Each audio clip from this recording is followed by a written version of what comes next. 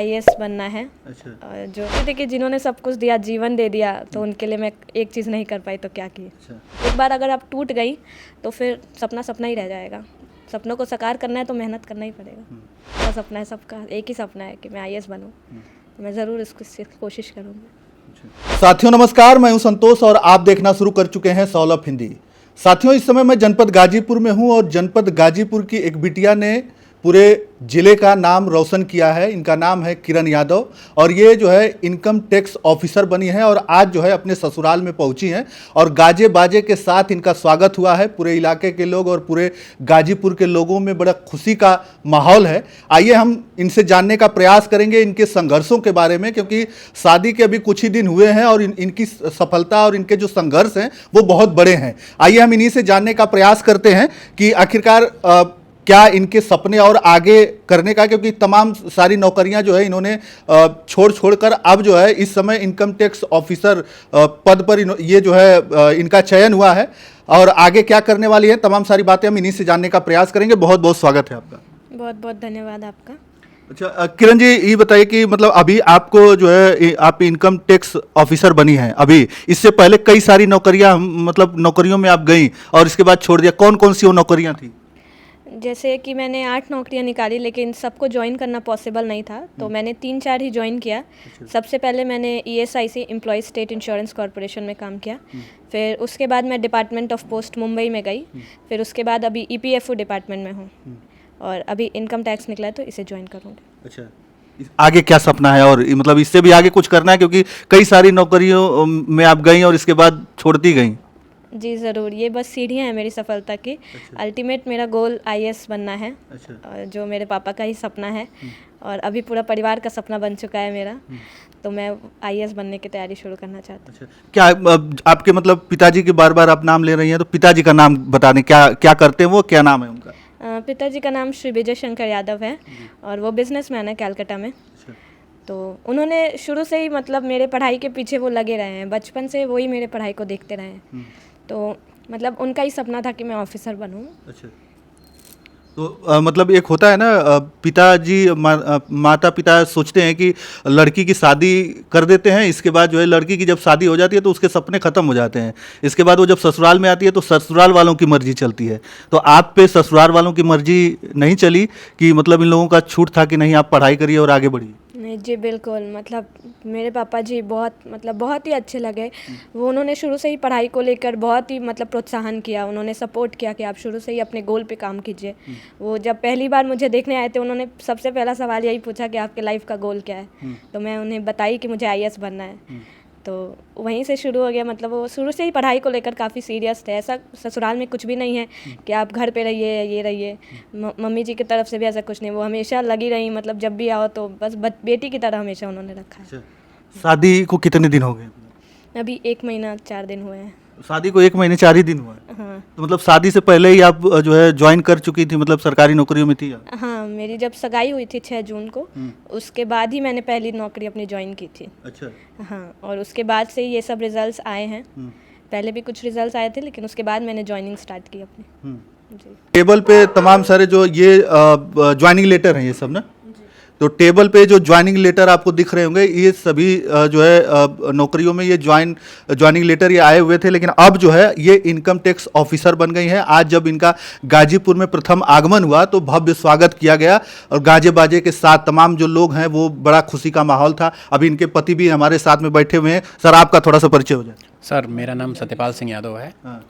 Sir मैं ministry of textile में कार्यरत हूँ। जी सर। आप भी मतलब नौकरी, सरकारी नौकरी? हाँ जी sir, ministry of textile new Delhi में कार्यरत हूँ सर। अच्छा। जी सर। तो आपका कितना मतलब सपोर्ट रहा आप मतलब इनके प्रति कि ये आगे पढ़े और आगे बढ़े? सर मेरा तो शुरू से ही सपोर्ट रहा है कि आपको जो भी आपका सपना है वो मेरा सपना है और जो मेरा सपना है वो इनका सपना है, इनका ये कहना है। तो हम दोनों लोग जैसे होता है ना कि ग्रो टुगेदर, तो वो चीज़ रहा है शुरू से ही। और अपने साथ साथ परिवार का भी मान सम्मान बढ़े, इसी मानसिकता के साथ हमेशा ही मेहनत किया गया है। अच्छा। हाँ जी सर। तो ऐसा तो नहीं कि आप जो है वहीं रह जाएं और ये आईएएस पीसीएस बनकर और आगे चली जाएं तो आपको लगे कि अरे ये तो हमसे आगे चली गई? नहीं नहीं नहीं, ये जलन वाली बात नहीं होनी चाहिए। कोई अगर सफल हो रहा है तो उसमें आप अपना सहयोग करिए और प्रयास ये करना चाहिए कि कोई हो रहा है तो खुद को भी आगे बढ़ाइए। ये चीज़ में ये मानसिकता होना चाहिए, ये जलन वाला भाव कभी नहीं होना चाहिए। हाँ जी सर। तो कितना संघर्ष रहा आपके पति जी का, मतलब अभी तो 1 ही महीने शादी हुआ है, लेकिन कितना सपोर्ट रहा, भरोसा था कि नहीं हम आगे निकल जाएंगे? नहीं, शादी के बाद से ही दूर रह रहे हैं, मतलब ये दिल्ली में रहते हैं, मैं मुंबई में रहती हूँ। लेकिन फिर भी इन्होंने कॉल पे ही रह के जितना सपोर्ट किया मेरे पढ़ाई को लेकर कि नहीं आप पढ़ाई कीजिए, बहुत सारी जिम्मेदारियाँ उन्होंने खुद उठा ली मेरे सर से, तो इनका काफ़ी सहयोग रहा और वो बहुत मायने रखता है मेरे लिए। और सबसे बड़ी बात है कि लड़कियों के लिए बड़ा जो है संघर्ष होता है। लोग कहते हैं कि लड़की के लिए बड़ा संघर्ष होता है, पढ़ना, आगे बढ़ना, बड़ी रुकावटें होती है। आपके भी जीवन में ऐसी रुकावटें आई थी? रुकावटें सबकी ज़िंदगी में होती हैं, और जैसे कि आप बोल रहे हैं कि एक लड़की होना वो आप मतलब खुद में ही एक बहुत बड़ा डिफ़िकल्टी है, लेकिन मेरे परिवार में ऐसा कुछ था नहीं। मैं बहुत भाग्यशाली हूँ। मतलब हमारी मम्मी शुरू से चाहती थी हम तीनों भाई बहन की शुरू से इंग्लिश मीडियम में पढ़े। वो अपने परिवार में भी काफ़ी डिफ़िकल्टी देखी है, और पापा शुरू से ही पढ़ाई को लेकर काफ़ी सीरियस थे। वो चाहते थे कि एकदम शिक्षित परिवार मेरा बड़ा हो। तो डिफ़िकल्टी थी, लेकिन सबसे ज़्यादा गिव अप नहीं करने का ऑप्शन था मेरे पास कि मैं कभी गिव अप नहीं कर सकती। पापा का चेहरा हमेशा सामने रहता था। तो वही, मतलब मम्मी पापा सब चाहते थे कि बेटी आगे बढ़े। कितने भाई बहन हैं आप?